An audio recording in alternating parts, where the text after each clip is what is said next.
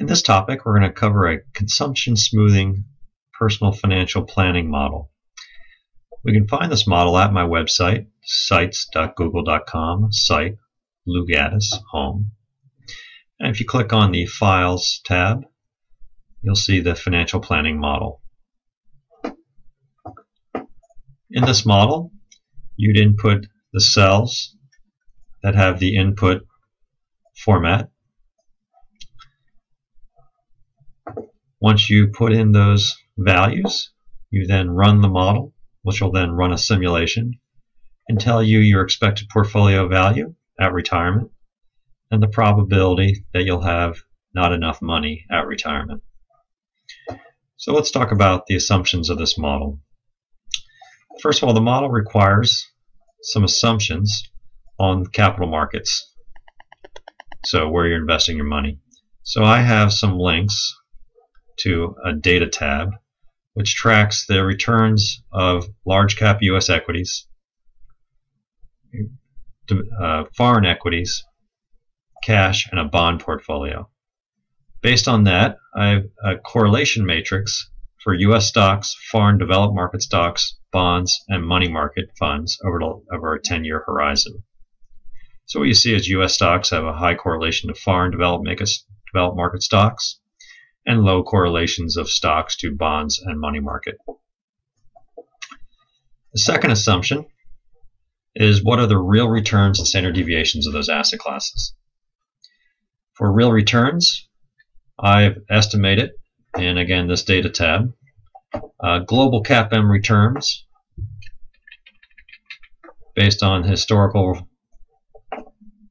correlations and standard deviations. So here are my expected real returns of the US stock market over the long term. This is real adjusted for inflation of 5.25%. Foreign stocks a little bit higher, 5.83, 1% in the bond market, and about a real rate of return of 0 in money markets. And these are estimates of standard deviations for these asset classes. So these are my capital market assumptions for where my money is invested, the returns, correlations, and risk. I then have to make assumptions for the investor or the person that's planning to save for the retirement. You need to put in their initial portfolio value. So say you have no money invested and you expect to make $55,000 in salary. You're going to save 12% of your income. There's no employee match of the income. If the employer, for example, matched 16% of income, I would put, an extra 6% of income, I'd add 6 here. And put in salary growth and inflation. So I'm assuming my salary growth grows with inflation. Put in the age of 22. So it's a undergraduate saying coming right out of the job market or into the job market. Plans to retire at age 65 and expects to live till 85. And this is some data I used that if you make it to the age of 65, your expected life expectancy, or your life expectancy is another 20 years. So that's 85 with a standard deviation of 7.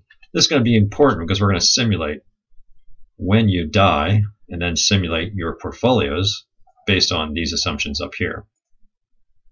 Now 85 and 7 are default values I'm going to use for a person doing this for themselves. If you're doing this for a couple, you might want to use 91 and 5.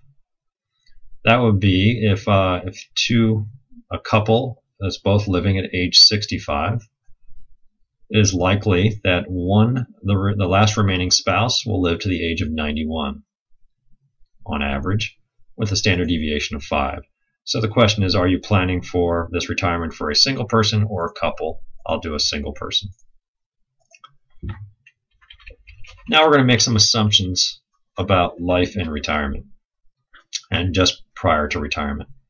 Let's assume that the person prior to retirement is spending 20% of their income on housing, and post-retirement that drops to 10. Now this could be either downsizing, going from 20 to 10, Or maybe you time your retirement such that you pay off your mortgage at retirement. So your housing expense goes from 20 to 10 because maybe the only thing left to pay is just your general maintenance of your house and maybe just your taxes on your house. So I'm going to assume there's going to be a small drop in housing at retirement. I'll also assume there's going to be a small drop in taxes. So your taxes in prior to retirement are 30%, and I'm going to assume in retirement they'll be 22.5. And the main reason is Social Security is no longer deducted because you no longer have payroll and payroll taxes. And I'll make the assumption, and you can go to the Social Security website, I'll make the assumption that this person who winds up working 40 years gets 12.5% of his final year income as a retirement annuity. So for example, if the person were to retire on $55,000 a year, they will get Social Security of 12.5% of that per year. And then the last two assumptions are there any increases in expenses in retirement? I put in 10%, so I'm going to assume maybe the person travels a little bit more and maybe spends 5% of their pre-retirement income in maybe getting additional insurance. For example, Medigap, which is a policy that will cover extra medical expenses over government provided. And then the last one is retirement expense decreases. So maybe you could decrease some expenses by 10%. For example, you're no longer commuting. Maybe you don't have to eat out as much since you're home. You can make your meals. So these are actually a wash. Based on these assumptions, there's a calculation that says that this retiree only needs to replace 58% of their income in retirement to smooth consumption. And that's the title of this model, Consumption Smoothing Model. So let's talk about what that means. This person who is saving 12% of their income through their entire life does not need to retire on the same amount of money they earned pre-retirement. So for example, say this person is earning $55,000 a year and saving 12% of their income. Well, in retirement, they do not need to replace 12% of their income because they're already not consuming it by saving it. So the simple way of thinking about it is if you made $100,000 the year before you retired and you're saving $12,000 for retirement, you're actually living on $88,000. Therefore, you only need to replace 88% of your pre-retirement income to smooth your consumption. And I should be more specific. This is really a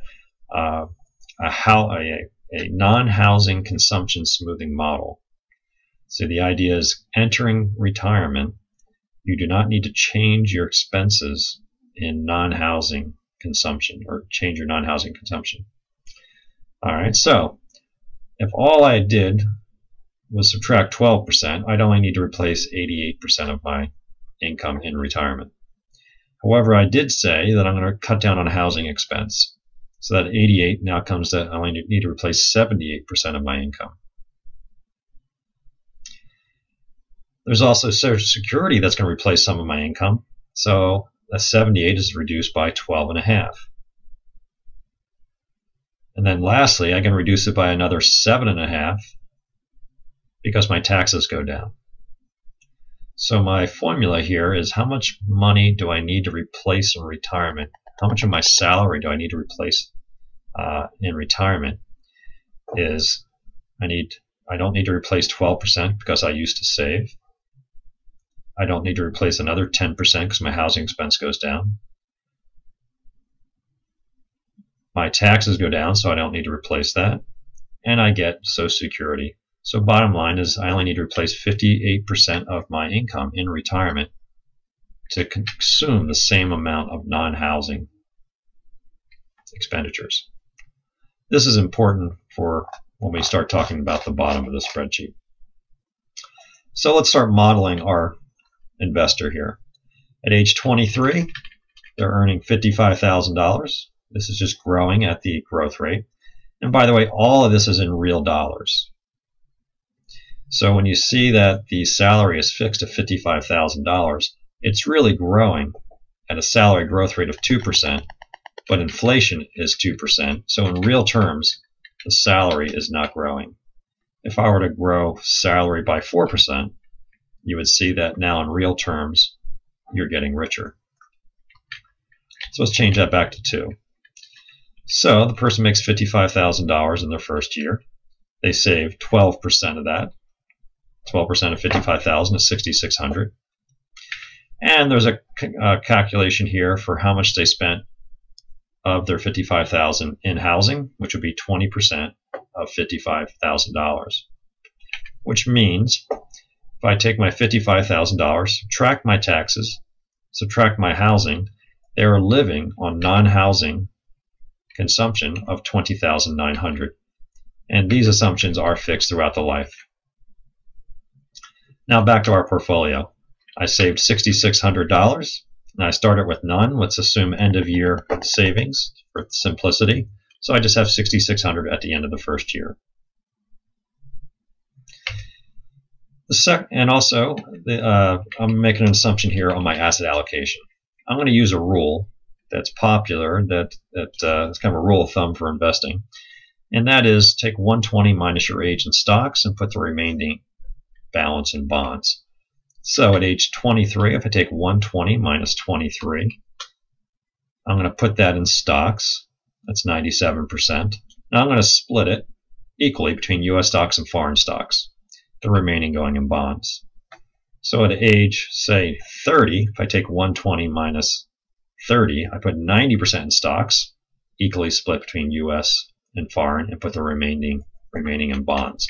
And for this exercise, I'll use no money market. So your portfolio is changing. It's getting safer as you get older by decreasing the stock and increasing the bonds. So let's look at our second year of savings. We started the year with $6,600 in savings. That portfolio will earn 5.36%. That would just be the sum product of these weights and these returns. So again, that's my real return. So my portfolios expect my $6,600 will grow, or expect to grow, by 5.36%. Then I'll contribute another $6,600, or 12% of my salary, and now I have $13,000. And then the portfolio simply grows over time. And I have a metric calculated over here, which a lot of financial planners use, your portfolio value over your income. So you start off having 0.1, 0.2, 0.4% of your portfolio balance divided by your $55,000 salary. But at age 65, you see you've now have a portfolio expected balance of $765,000 in real terms, divided by your salary in real terms is $55,000. So you've now saved 13.9 times your final year income. And a lot of financial planners will talk about what your target ratio is. What ratio of your retirement nest egg divided by your salary. And there's been lots of guidelines suggesting that it could be as low as 5 to 7 for lower income individuals, and maybe as high as 15 for higher income individuals. And the reason why higher income individuals need more money is because the Social Security is a much smaller percentage of their salary. Therefore, they're going to have to replace more of it.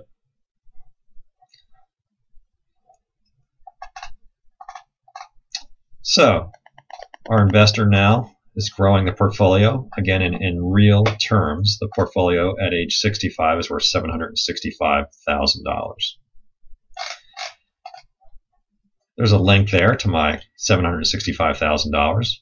This is a lookup that says if you're age 65, you will have 765. So it's looking for this column.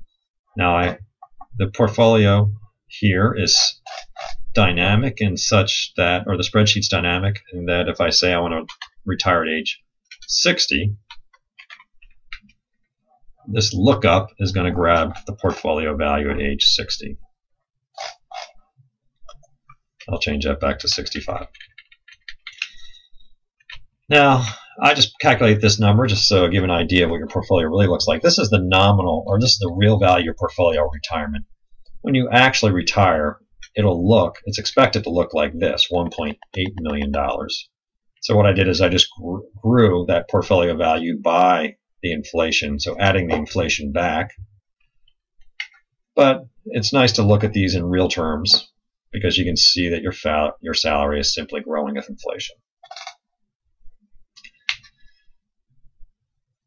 The next thing I calculate is my last year's income. So it's finding the last year's income. That's $55,000.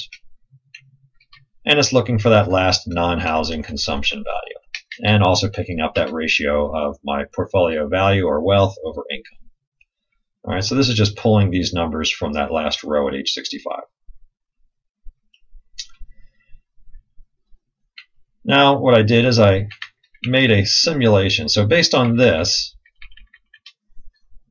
we can then forecast what retirement looks like. And if we keep going down here, I pick up retirement at age 66. I'm still using my investment rule of 120 minus my age in stocks. And still calculating means and standard deviations. Except what I'm doing now is I'm going to back into how much money do I need to withdraw from my retirement nest egg here in order for my consumption to be smoothed. So notice here that I'm consuming non-housing expenditures of the same value at age 66 as I am at age 65. So that's why this is called a consumption smoothing model. It's backing into how much I need to withdraw to maintain my consumption in retirement. And then we find out when I run out of money, which in this scenario you don't run out of money. At least under these assumptions, right? If I were to save much less money, say I only save 5% of my income, my portfolio value is much smaller and it looks like I run out of money at age 77. So you could just use this model to get targeted savings and figure out how much I need to save, so on average I have enough money. So again, in this case, when you're saving 12%, it looks like the money lasts forever, at least to age 115.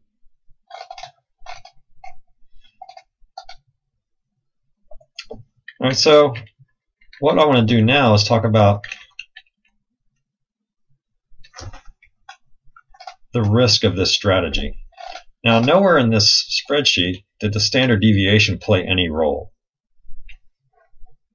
So nowhere so far are these standard deviations affected. So the question is, well, why didn't I put all my money in foreign stocks all the time? Has the highest expected return. And if you did that, you would see that all the numbers would go up. So how do I incorporate risk into this spreadsheet? Well, I added a row here. And this row is, again, just the same calculation as this number here, almost. It's the prior portfolio value plus, or times 1 plus the expected return. So it would be 6,600 times 1 plus the 536. That will give you the 13,000. Or I'm sorry, or almost 13,000. Then I need to add the new personal contribution of 6,600. So it would be the prior year's 6,600 times 1 plus the expected return plus this year's contribution, except it has one change. In the formula, and the formula looks nasty here because I have a if-then statement to make sure it goes away if the person's already retired. I'm using the random walk model to say that my expected portfolio is the prior value times 1 plus the mean plus norm S inverse ran, that's my randomly generated shock, times the standard deviation. So now every time I hit F9 to recalculate, it's giving me a randomly generated shock to the portfolio. In other words, a randomly generated shock to this value of return. So now if I look at this number down here, this is my portfolio value at age 66 and on. Let me shrink this a little bit.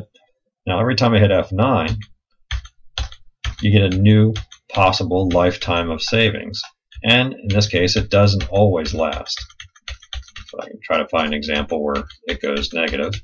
Or maybe I can't. Maybe I can't because I have plenty of money saved. So you can see in some cases you have plenty of money left over, 1.2 million. And in some cases, the money's almost depleted. There's 200,000. So this is a simulated portfolio value. I'm sorry, this is age 65. Let me come down a little farther. So now every time I hit F9, at age 66 through 90, this scenario, this random generation of annual shocks, looks like I have plenty of money, plenty of money, plenty of money. This one, just random shocks, looks like I ran out of money at age 80. This one I ran out of money at 80. This one I ran out of money at 85. So what do we like to do to simulate our portfolio choice is I want to simulate, say, 1,000 possible portfolio lifetimes. And at the same time, I'm going to simulate when I die, using this as my expected age and using this as a standard deviation. So I'm going to use a calculation over to here.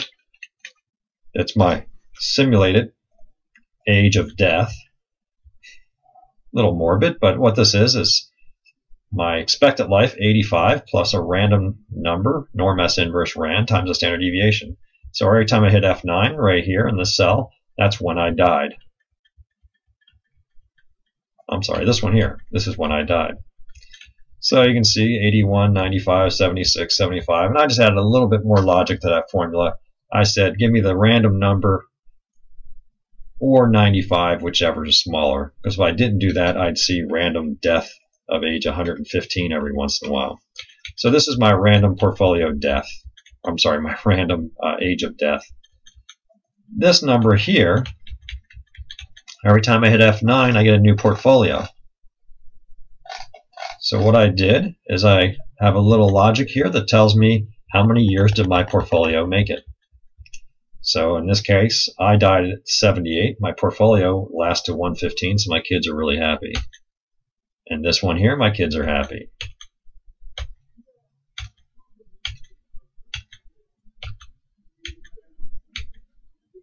Here's a case where I died at 83. My portfolio only had 2 more years left. Here's a bad scenario. I lasted till 95, which is generally, I think, a good thing, but my portfolio ended at 93, so I ran out of money, except for Social Security.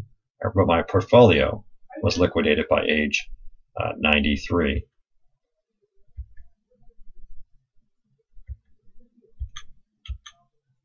So what you see here, these are randomly generated years in which my portfolio runs out of money and randomly generated years of my death. I'll assume that these are independent events, that the market has no effect upon my life expectancy, and I'll run a simulation that takes these two values and copies them here and here and here and here and here. So this now becomes 1,000 possible lifetimes. I'll then take an average of how many, if I look at this column here, it's when the number's positive, that tells me I died, I lived past my portfolio. So in this scenario here, I lived 2 years past my portfolio. This one here, 3 years past my portfolio. And then I'm going to count what percentage of the time did I not have enough money. So roughly 21% of these times I ran out of money.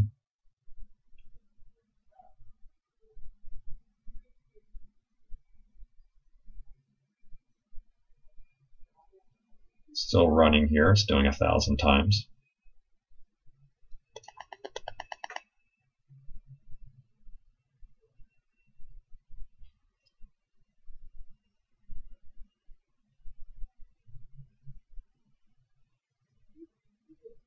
Well, so there it is. This portfolio will survive 79% of the time, but it should last, but it will fail 21% of the time. Now what you can do with this model is you could change your choice of portfolio and savings and other assumptions, rerun it, and get the probability that your portfolio will survive. So this is the consumption smoothing model. It allows you to change market assumptions, correlations, expected returns, standard deviations, making changes in my salary and life expectancy and standard deviation of life expectancy, savings rate, make different assumptions about my expenses before and after retirement, and then run a simulation to see the distribution of possible portfolios and lives. And here, just as a calculation here of the 10% lowest portfolio values and incomes and wealth to income ratios, and then calculates the number of times that the portfolio is not enough. And then the last calculation here does an average of the 21% of the times that your portfolio failed. On average, you are left 7 years without any income besides Social Security. If anyone's interested, it does. If I run at risk, I can also do the same thing by running an at-risk simulation. So that's the portfolio consumption smoothing model.